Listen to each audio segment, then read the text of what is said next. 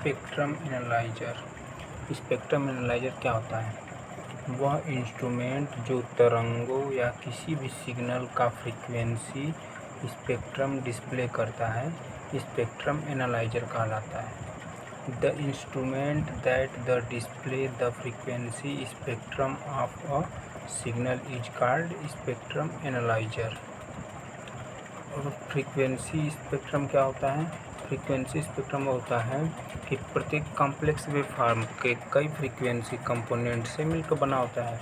वह प्लॉट जो किसी वेवफॉर्म के प्रत्येक फ्रीक्वेंसी कंपोनेंट का एम्पलीट्यूड डिस्प्ले करता है, फ्रीक्वेंसी स्पेक्ट्रम कहलाता है। फ्रीक्वेंसी स्पेक्ट्रम क्या होता है कि कोई भी प्लॉट है, उसका वेवफॉर्म प्रत्येक फ्रीक्वेंसी कंपोनेंट का एम्पलीट्यूड डिस्प्ले करता है, तो फ्रीक्वेंसी स्पेक्ट्रम कहलाता है। जैसे कि ये है, यहाँ पर ये हो जाएगा आपका एम्पलीट्यूड हो जाएगा, ये एम्पलीट्यूड हो जाएगा, ये फ्रीक्वेंसी हो जाएगा।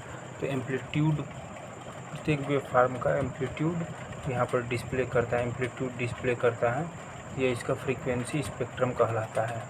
और वह इंस्ट्रूमेंट जो फ्रीक्वेंसी स्पेक्ट्रम को डिस्प्ले करता है वह स्पेक्ट्रम एनालाइजर कहलाता है। ओके, स्पेक्ट्रम एनालाइजर का ब्लॉक डायग्राम देख लीजिए आप। इसमें यह स्पेक्ट्रम एनालाइजर का ब्लॉक डायग्राम है। इसमें एक CRT यानी कैथोड रे ट्यूब CRT, और ये जो होता है नैरो बैंड, ये जो हिस्सा होता है narrow band super heterodyne receiver होता है, ठीक, का प्रयोग करता है। CRT और narrow band super heterodyne receiver का प्रयोग करता है।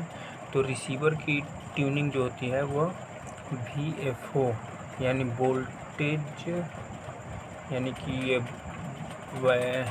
Voltage tuned variable frequency oscillator VFO साथ जनरेटर को भी ऑपरेट। तो इस रिसीवर की ट्यूनिंग एक voltage tuned variable frequency oscillator की फ्रीक्वेंसी चेंज करके की जा सकती है। यह VFO साथ जनरेटर को भी ऑपरेट करता है, कंट्रोल करता है, जिसके द्वारा टाइम बेस को CRO की, जो इसे के द्वारा टाइम बेस उत्पन्न होता है जो CRO की हॉरिजेंटल प्लेट पर अप्लाई किया जाता है।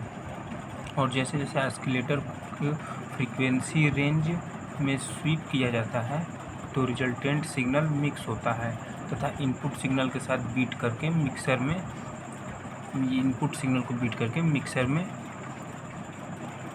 मिक्सर में इंटरमीडिएट फ्रीक्वेंसी उत्पन्न होता है, जिसको IF इंटरमीडिएट फ्रीक्वेंसी एम्पलीफायर में दिया जाता है।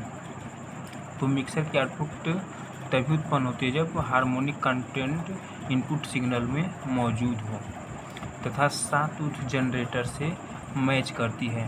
तो IF इंटरमीडिएट फ्रीक्वेंसी एम्पलीफायर के सिग्नल को डिटेक्ट किया जाता है और एम्पलीफाई करके वर्टिकल एम्पलीफायर की डिफ्लेक्शन प्लेट पर अप्लाई किया जाता है, तो जिसके से CRT स्क्रीन पर इनपुट तरंग का फ्रीक्वेंसी स्पेक्ट्रम डिस्प्ले हो जाता है।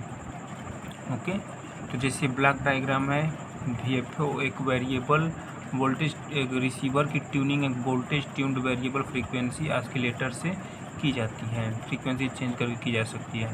तो यह voltage tuned variable frequency oscillator यानी VFO साथ जनरेटर को भी कंट्रोल करता है और इसके साथ जनरेटर से टाइम बेस को CRO की हॉरिजॉन्टल प्लेट पर अप्लाई किया जाता है।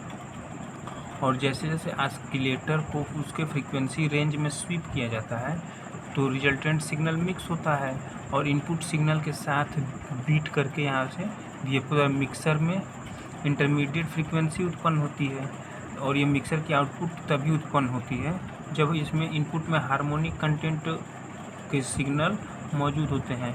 तो जो इसे साथ जनरेटर से मैच करती है फ्रीक्वेंसी, तो IF इंटरमीडिएट फ्रीक्वेंसी एम्पलीफायर के सिग्नल को एक डिटेक्टर वर्टिकल एम्पलीफायर से डिटेक्ट किया जाता है और एम्पलीफाई करके वर्टिकल CRT के वर्टिकल प्लेट्स पर किया जाता है, तो अप्लाई किया जाता है। तो CRT स्क्रीन पर इनपुट तरंग का फ्रीक्वेंसी स्पेक्ट्रम डिस्प्ले हो जाता है। ठीक, तो ये पूरा था स्पेक्ट्रम एनालाइजर की प्रोसेस और उसका ब्लॉक डायग्राम। ओके।